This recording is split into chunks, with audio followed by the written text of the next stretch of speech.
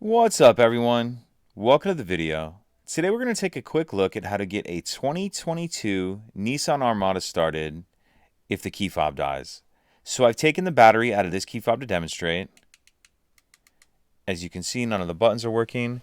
If I try to start the Armada as I normally would, it's not going to start, and I'm going to get a message saying no key detected. Place the key near the start switch. So what I'm going to do is take my key fob and I'm going to touch it to the stop start button, and then you'll hear a beep, and then I'll be able to start the vehicle as normal. So come over here and just hold it up to the stop start button. Hear a beep and you see it light up, and then you can start it as normal. Brake.